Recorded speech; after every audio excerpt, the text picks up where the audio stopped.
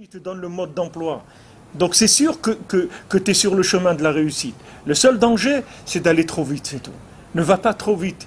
Ne t'exige pas à toi, n'exige pas de ton conjoint, n'exige pas de tes enfants. Laisse les choses grandir à leur vitesse. C'est comme quelqu'un a une plante, il veut qu'elle pousse vite, parce qu'il veut qu'il y ait beaucoup de feuilles et tout. Il dit, je ne vais pas lui mettre de l'eau, je vais mettre de l'essence. Avec l'essence, ça va aller plus vite, elle va pousser plus vite. Elle va mourir, elle va pas pousser. C'est pas une plante, il faut de l'eau, c'est tout. Il n'y a pas du soleil, de l'air, de l'eau, c'est tout. Ça va pousser avec ça. Chacun, il a son makom. Son makom, mekomo shel olam, c'est là où la shrina, elle va se mettre en contact avec toi. Quand tu vas être à ta place. Et si tu n'es pas à ta place, tu n'auras aucun contact avec la Shrina, tu n'auras aucun plaisir de la Torah, tu ressentiras rien dans ton cœur de la présence divine, rien. Tu vas être comme un robot qui fait des mitzvot et des trucs et tout, mais tu sentiras rien du tout. C'est normal, tu n'es pas à ta place, tu captes pas. Mets-toi à ta place, c'est tout.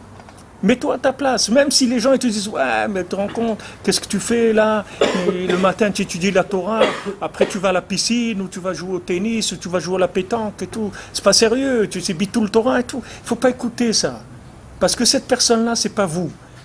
Il n'y a que le tzaddik de la génération. Si on avait Rabbi Nachman ici qui était assis à côté de nous, nous aurait dit à chacun, voilà, toi tu fais ça et ça et ça. Même les jeunes, les ta'anites, les jeunes dans l'année, Rabbi Nachman il donnait à chacun. Il venait à Rosh Hashanah, il lui donnait un papier avec des jours où il doit jeûner dans l'année. Mais chacun, c'était différent. Il recevait d'autres jours. Et après, il a dit, il ne faut plus jeûner.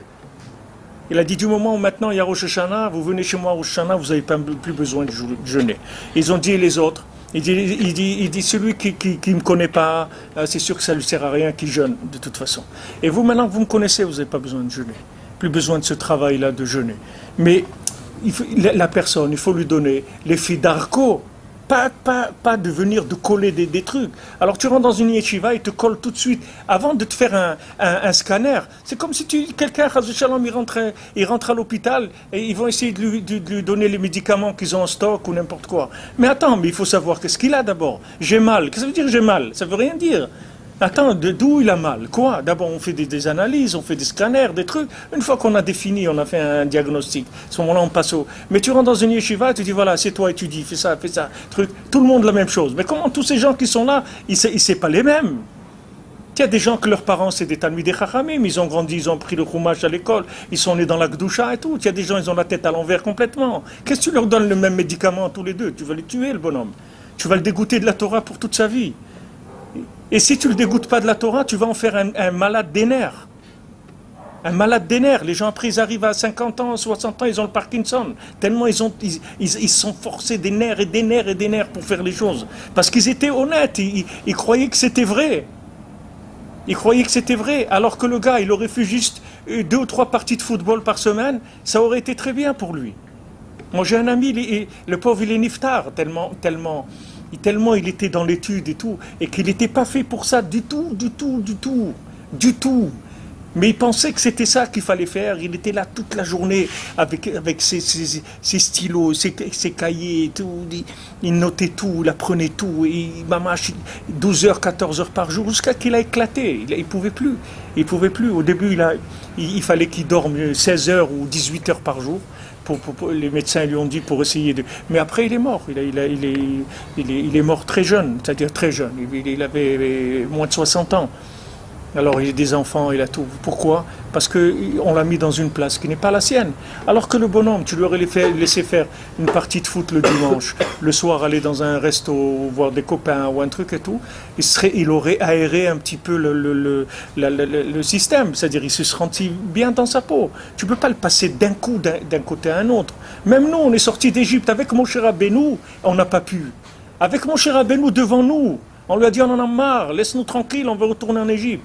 Tu nous as amenés ici pour mourir et tout. Ils ont voulu le tuer, Moshe Rabbeinu, combien de fois? Et c'est Moshe Rabbeinu qu'ils avaient devant eux. C'est pas un rabbin, c'est pas un Rosh Yeshiva. C'est Moshe Rabbeinu, la lumière de Moshe Rabbeinu. Et pourtant les gens, c'était des Égyptiens, c'était des Juifs, mais ils ont grandi en Égypte. Qu'est-ce que tu veux d'eux? Qu'est-ce que tu veux d'eux? Ils ont grandi en Égypte. Tu veux que le gars, parce qu'il est sorti avec Moshe Rabbeinu, il va devenir un juif en 5 minutes? Mais il ne peut pas. Voilà, ils ont passé 40 ans dans le désert, et ils ont dû mourir dans le désert. C'est que leurs enfants qui ont pu continuer dans la Gdusha et tout. Mais ils n'ont pas pu.